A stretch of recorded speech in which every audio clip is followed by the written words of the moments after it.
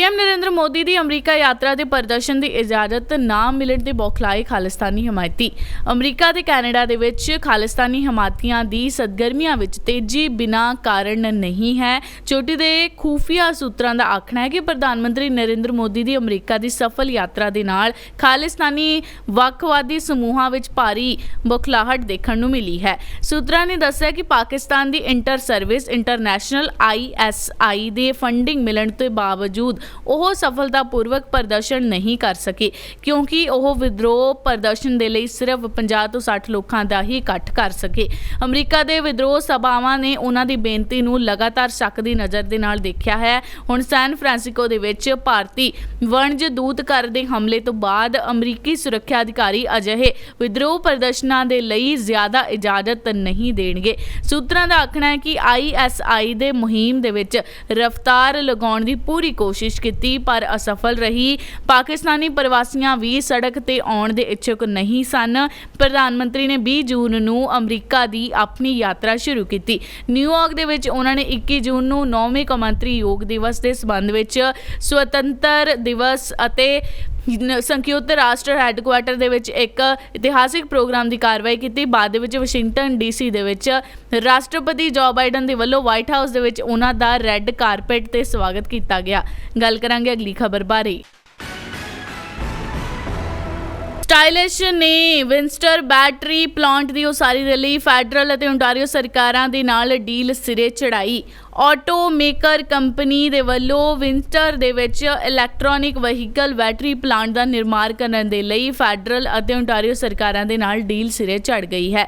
Stylish और एलजनी alternate battery system बुधवार को उन्होंने आख्या है कि उन्होंने प्लांट के नेक स्टार एरजनी की उसारी इस समझौते के सिरे चढ़ाई गई है और शुरू होने के बावजूद इस दौरान इन्हां दे वर्करां की नुमाइंदगी करने वाली यूनीफॉर्म ने बुधवार को एक बयान जारी करके आख्या कि वह इस गल ते खुश हैं। इसका प्लांट की उसारी जल्द होनी शुरू होने जा रही है। इस दे बारे सरकारों के नाल समझौता सिरे चढ़ गया है। यूनीफॉर्म के नैशनल प्रेजिडेंट लाना ने आख्या है कि इस समझौते के नाल बहुत सारे वर्करां दीयां उम्मीदां जुड़ियां होईयां सन। सानू खुशी है कि यह सिरे चढ़ गया है। प्लान अगे इस समझौते को सिरे चढ़न के लिए प्रधानमंत्री जस्टिन ट्रूडो ते ओंटारियो के प्रीमियर ड्रैग फॉरेट के नाल कंपनियों का भी शुक्रिया अदा करता है। एक बयान दे विच डिप्टी प्रधान क्रिस्टिया फेरीलैंड और minister of investigation science and industry François Philippe स्पेन ने इस समझौते ते सिरे चढ़न की पुष्टि की है। गल करांगे अगली खबर बारे। रिफ्यूजियां की हाउसिंग के लिए फैडरल सरकार के वल्लों तेले की मदद नहीं की जा रही। टोरंटो की नवी मेयर चाओ ने बुधवार को फैडरल सरकार के उत्ते वर्दियां आख्या है कि जिन्ना भी रिफ्यूजियां नूं सरकार देश विच लैके आ रही है उन्हां दी हाउसिंग दे लई उन्हां वल्लों भरोसे की जिम्मेवारी नहीं निभाई जा रही। पर वह ये आस भी प्रगटाई है कि हालातां दे विच सुधार लियाउण दे लई वह फैडरल सरकार दे नाल रल के कोई हल कढ लवेगी। बुधवार को स्कैरबो दे विच कम्यूनिटी आगुआं अते प्राइवेट सैक्टरां दे आगुआं दे नाल मुलाकात करन तो बाद पत्रकारों के नाल गलबात करदियां चिओ ने आख्या रिफ्यूजियां की हाउसिंग के लिए फैडरल सरकार के वल्लों इस वेले तेले की मदद नहीं की जा रही। उन्होंने आख्या सिटी के खचाखच भरे सैक्टर सिस्टम दे विच हर तीजा क्वाइंट रिफ्यूजी है। एरिए के मौजूदा हालातों के विच रिफ्यूजी फैडरल सरकार की जिम्मेवारी हैं। उन्होंने आख्या मजबूरी दे विच लोकां नूं साइड वॉक्स उत्ते कैंप लगा के दिन टपाए जा रहे हैं पर नेड़े ही उन्हां दे समानां दे ढेर भी लगे रहंदे हैं। अगले दिन कंबल आदि पए आम वेखे जा सकते हैं। गल करांगे अगली खबर बारे। गड्डी वालों टक्कर मारे जाने के कारण बच्ची जख्मी। दी जंक्शन दे विच कॉस्कवाक दे उत्ते एक गड्डी दे वल्लों टक्कर मारे जाने के कारण बच्ची गंभीर रूप से जख्मी हो गई। बुधवार रात को पुलिस दे वल्लों जारी की गई एक अपडेट दे विच दस्सिया गया कि बच्ची अजे भी हस्पताल दे विच जिंदगी और मौत की लड़ाई लड़ रही है। पुलिस ने दस्सिया कि बच्ची 10 सालों तो निक्की उम्र की है पर ओहदी सही उम्र के बारे हाले तक कोई जानकारी नहीं दी गई है। दोपहर को 4:30 बजे हादसे की खबर दी एमरजेंसी अमले नूं हाई पार्क एवेन्यू एरिए के नेड़े तेड़े ਦਿੱਤੀ ਗਈ, ਜਿਸ ਉਪਰੰਤ ਪੁਲਿਸ ਉੱਤੇ ਪਹੁੰਚੀ।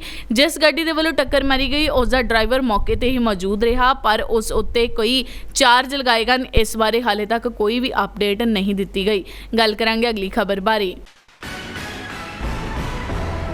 ਓਨਟਾਰੀਓ ਵਿੱਚ ਗੈਰ ਲਾਇਸੈਂਸਸ਼ੁਦਾ ਏਜੰਸੀਆਂ ਤੋਂ ਅਰਜ਼ੀ ਵਰਕਰ ਨੂੰ ਹਾਇਰ ਕਰਨਾ ਹੁਣ ਹੋਵੇਗਾ ਗੈਰ ਕਾਨੂੰਨੀ। ਓਨਟਾਰੀਓ ਦੇ ਵੱਲੋਂ ਇੱਕ ਨਵਾਂ ਨਿਯਮ ਲਗਾਉਣ ਦੀ ਤਿਆਰੀ ਕੀਤੀ ਜਾ ਰਹੀ ਹੈ, ਜਿਸ ਤਹਿਤ ਅਰਜ਼ੀ ਹੈਲਪ ਏਜੰਸੀਆਂ ਅਤੇ ਹੈੱਡਕੁਆਰਟਰਸ ਨੂੰ ਪ੍ਰੋਵਿੰਸ ਦੇ ਵਿੱਚ ਅਪਡੇਟ ਕਰਨ ਦੇ ਲਈ ਲਾਇਸੈਂਸ ਲੈਣਾ ਹੋਵੇਗਾ। ਇਹ ਨਿਯਮ ਅਗਲੇ ਸਾਲ ਤੋਂ ਲਾਗੂ ਹੋਵੇਗਾ। ਜੇ ਅਜਿਹੀਆਂ ਏਜੰਸੀਆਂ ਦੇ ਵੱਲੋਂ ਇਸ ਨਿਯਮ ਨੂੰ ਤੋੜਨ ਦੀ ਕੋਸ਼ਿਸ਼ ਕੀਤੀ ਜਾਂਦੀ ਹੈ ਤਾਂ ਉਹਨਾਂ ਨੂੰ ਭਾਰੀ ਜੁਰਮਾਨੇ ਲਗਾਏ ਜਾਣਗੇ। ਇਸ ਤੋਂ ਇਲਾਵਾ ਏਜੰਸੀਆਂ ਦੇ ਪਿਛੋਕੜ ਦੀ ਜਾਂਚ ਵੀ ਕੀਤੀ ਜਾਵੇਗੀ। ਲੇਬਰ ਮੰਤਰੀ ਨੇ ਆਖਿਆ ਹੈ ਕਿ ਇਹ ਜੁਰਮਾਨਾ ਦੇਸ਼ ਵਿੱਚ ਸਭ ਤੋਂ ਵੱਧ ਹੋਵੇਗਾ। ਨਿਯਮ ਦੀ ਉਲੰਘਣਾ ਕਰਨ ਵਾਲੀ ਏਜੰਸੀ ਨੂੰ ਜਾਂ ਤਾਂ $50,000 ਜੁਰਮਾਨਾ ਅਦਾ ਕਰਨਾ ਪਵੇਗਾ ਜਾਂ ਫਿਰ ਉਸ ਦੇ ਓਨਟਾਰੀਓ ਵਿੱਚ ਦੁਬਾਰਾ ਕਦੇ ਵੀ ਆਪਰੇਟ ਕਰਨ ਉੱਤੇ ਪਾਬੰਦੀ ਲਗਾ ਦਿੱਤੀ ਜਾਵੇਗੀ। ਮੰਤਰੀ ਨੇ ਅੱਗੇ ਆਖਿਆ ਕਿ ਉਹਨਾਂ ਨੇ ਇਸ ਨੂੰ ਆਪਣਾ ਮਿਸ਼ਨ ਵੀ ਬਣਾ ਲਿਆ ਹੈ ਕਿ ਪ੍ਰੋਵਿੰਸ ਵਿੱਚ ਕੰਮ ਕਰਨ ਵਾਲੇ ਹਰੇਕ ਵਰਕਰ ਕੋਲ, ਫਿਰ ਭਾਵੇਂ ਉਸ ਕੋਲ ਕਿਤੋਂ ਵੀ ਪਾਸਪੋਰਟ ਹੋਵੇ, ਹੈਲਥ ਕੇ ਸੇਫਟੀ ਪ੍ਰੋਟੈਕਸ਼ਨ ਹੋਵੇ। ਉਹਨਾਂ ਨੇ ਆਖਿਆ ਕਿ ਕਿਸੇ ਵਰਕਰ ਦੇ ਪਾਸਪੋਰਟ ਜਾਂ ਵਰਕ ਵੀਜ਼ਾ ਸੰਬੰਧੀ ਦਸਤਾਵੇਜ਼ਾਂ ਨੂੰ ਆਪਣੇ ਕੋਲ ਰੱਖ ਕੇ ਉਹਨਾਂ ਦਾ ਸ਼ੋਸ਼ਣ ਕਰਨ ਵਾਲਿਆਂ ਨੂੰ ਬਰਦਾਸ਼ਤ ਨਹੀਂ ਕੀਤਾ ਜਾਵੇਗਾ। ਉਹਨਾਂ ਨੇ ਅੱਗੇ ਕਿਹਾ ਇਸ ਤਰ੍ਹਾਂ ਦੇ ਸ਼ੋਸ਼ਣ ਨੂੰ ਰੋਕਣ ਦੇ ਲਈ ਉਹ ਕਿਸੇ ਵੀ ਹੱਦ ਤੱਕ ਜਾ ਸਕਦੇ ਹਨ। ਗੱਲ ਕਰਾਂਗੇ ਅਗਲੀ ਖਬਰ ਬਾਰੇ। ਅਮਰੀਕੀ ਰਾਸ਼ਟਰੀ ਆਜ਼ਾਦੀ ਪਰੇਡ 'ਚ ਸ਼ਾਮਿਲ ਸਿੱਖ ਆਫ ਅਮਰੀਕਾ ਦੇ ਸਿੱਖ ਫਰੌਡ ਨੇ ਜਿੱਤਿਆ ਦਿਲ। ਅਮਰੀਕਾ ਦੇ ਵਸਦੇ ਸਮੂਹ ਭਾਈਚਾਰਿਆਂ ਦੇ ਲਈ 4 ਜੁਲਾਈ ਭਾਵ ਅਮਰੀਕਾ ਦੀ ਆਜ਼ਾਦੀ ਦਾ ਦਿਨ ਬਹੁਤ ਹੀ ਖੁਸ਼ੀਆਂ ਵਾਲਾ ਹੁੰਦਾ ਹੈ। ਇਸ ਦਿਨ ਰਾਜਧਾਨੀ ਵਾਸ਼ਿੰਗਟਨ DC 'ਚ ਰਾਸ਼ਟਰੀ ਪੱਧਰ ਦੀ ਇੱਕ ਆਜ਼ਾਦੀ ਪਰੇਡ ਕੱਢੀ ਜਾਂਦੀ ਹੈ। ਕਿਸੇ ਵੀ ਭਾਈਚਾਰੇ ਨੂੰ ਇੱਕ ਪਰੇਡ ਵਿੱਚ ਫਲੋਟ ਸ਼ਾਮਿਲ ਕਰਨ ਦੀ ਪ੍ਰਧਾਨਗੀ ਮਿਲਣਾ ਬਹੁਤ ਵੱਡਾ ਕੰਮ ਮੰਨਿਆ ਜਾਂਦਾ ਹੈ। ਸਿੱਖ ਆਫ ਅਮਰੀਕਾ ਦੇ ਵੱਲੋਂ ਪਿਛਲੇ ਕਈ ਸਾਲਾਂ ਤੋਂ ਆਪਣਾ ਫਲੋਟ ਇਸ ਪਰੇਡ ਦੇ ਵਿੱਚ ਸ਼ਾਮਿਲ ਕੀਤਾ ਜਾਂਦਾ ਹੈ। ਇਸ ਸਾਲ ਵੀ ਜਸਦੀਪ ਸਿੰਘ ਜੱਸੀ ਦੀ ਅਗਵਾਈ ਹੇਠ ਸਿੱਖ ਆਫ ਅਮਰੀਕਾ ਨੂੰ ਆਜ਼ਾਦੀ ਦੀ ਰਾਸ਼ਟਰੀ ਪਰੇਡ ਦੇ ਵਿੱਚ ਸਿੱਖ ਫਲੋਟ ਸ਼ਾਮਿਲ ਕਰਨ ਦੀ ਪ੍ਰਧਾਨਗੀ ਮਿਲੀ। ਸਿੱਖ ਆਫ ਅਮਰੀਕਾ ਨੇ ਇਹ ਪਰੇਡ ਦੇ ਵਿੱਚ ਸਿੱਖ ਫਲੋਟ ਸ਼ਾਮਿਲ ਕਰਕੇ ਸਾਰੇ ਭਾਈਚਾਰਿਆਂ ਦੇ ਲੱਖਾਂ ਲੋਕਾਂ ਦਾ ਦਿਲ ਜਿੱਤਿਆ ਹੈ। ਆਧੁਨਿਕ ਤਕਨੀਕੀ ਦੀ ਵਰਤੋਂ ਕਰਦਿਆਂ ਫਲੋਟ ਨੂੰ LED ਸਕਰੀਨ ਦੇ ਨਾਲ ਸਾਜਿਆ ਗਿਆ ਸੀ, ਜਿਸ ਵਿੱਚ ਸਿੱਖ ਧਰਮ ਦੇ ਪੁਰਾਤਨ ਅਤੇ ਅਜੋਕੇ ਇਤਿਹਾਸਾਂ ਨੂੰ ਦਰਸਾਇਆ ਗਿਆ ਸੀ। ਫਲੋਟ ਦੇ ਅੱਗੇ ਭੰਗੜਾ ਟੀਮਾਂ ਸੱਭਿਆਚਾਰਕ ਰੰਗ ਪੇਸ਼ ਕਰ ਰਹੀਆਂ ਸਨ। ਇਸੇ ਅੰਦਾਜ਼ੇ ਦੇ ਮੁਤਾਬਿਕ ਸੜਕ ਦੇ ਦੋਵੇਂ ਪਾਸੇ ਬੈਠੇ 1 ਲੱਖ ਤੋਂ ਵੱਧ ਲੋਕਾਂ ਦੇ ਨੇੜਿਓਂ ਅਤੇ ਟੈਲੀਵਿਜ਼ਨ ਤੇ ਕਈ ਮਿਲੀਅਨ ਲੋਕਾਂ ਨੇ ਸਿੱਖ ਫਲੋਟ ਨੂੰ ਵੇਖਿਆ। ਗੱਲ ਕਰਾਂਗੇ ਅਗਲੀ ਖਬਰ ਬਾਰੇ। ਪੰਨੂ ਦੀ ਮੌਤ ਦੀਆਂ ਖਬਰਾਂ ਤੇ ਸੁਖੀ ਚਾਹਲ ਨੇ ਕੀਤਾ ਖੰਡਨ। ਟਵਿੱਟਰ ਤੇ ਆਖੀ ਇਹ ਗੱਲ।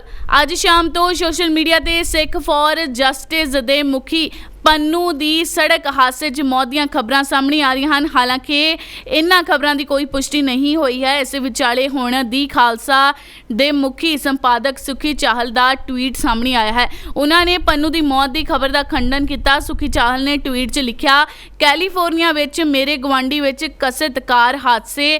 SFG ਗੁਰਪੰਤ ਸਿੰਘ ਪੰਨੂ ਦੀ ਮੌਤ ਦੇ ਬਾਰੇ ਖਬਰਾਂ 'ਚ ਸੰਬੰਧ ਵਿੱਚ ਮੈਂ ਜ਼ੋਰ ਦੇ ਕੇ ਆਖਣਾ ਚਾਹੁੰਦਾ ਹਾਂ ਕਿ ਇਹ ਜਾਣਕਾਰੀ ਜਾਲੀ ਅਤੇ ਝੂਠੀ ਹੈ। ਮੈਂ ਸਾਰਿਆਂ ਨੂੰ ਬੇਨਤੀ ਕਰਦਾ ਹਾਂ ਕਿ ਉਹ ਗਲਤ ਜਾਣਕਾਰੀ ਨੂੰ ਫੈਲਾਉਣ ਤੋਂ ਗੁਰੇਜ਼ ਕਰਨ। ਗੱਲ ਕਰਾਂਗੇ ਅਗਲੀ ਖਬਰ ਬਾਰੇ।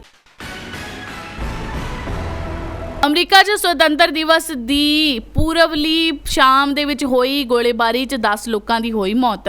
ਅਮਰੀਕਾ 'ਚ 4 ਜੁਲਾਈ ਨੂੰ ਸੁਤੰਤਰ ਦਿਵਸ ਦੀ ਪੂਰਬਲੀ ਸ਼ਾਮ ਦੇ ਵਿੱਚ ਫੈਰੀਲੈਂਡ ਅਤੇ ਫਲੋਰੀਡਾ ਦੇ ਵਿੱਚ ਹੋਈ ਗੋਲੀਬਾਰੀ ਦੇ ਵਿੱਚ 10 ਲੋਕਾਂ ਦੀ ਜਾਨ ਚਲੀ ਗਈ ਹੈ।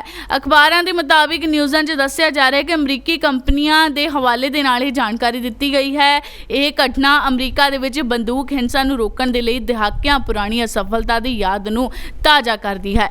ਪੁਲਿਸ ਨੇ ਦੱਸਿਆ ਹੈ ਕਿ ਫੋਰਟ ਵਰਥ ਦੇ ਵਿੱਚ ਇੱਕ ਸਥਾਨਿਕ ਸਮਾਗਮ ਤੋਂ ਬਾਅਦ ਗੋਲੀਬਾਰੀ ਦੀ ਘਟਨਾ ਵਿੱਚ 3 ਲੋਕਾਂ ਦੀ ਮੌਤ ਹੋ ਗਈ, 8 ਹੋਰ ਲੋਕ ਜ਼ਖਮੀ ਪਾਏ ਗਏ ਹਨ।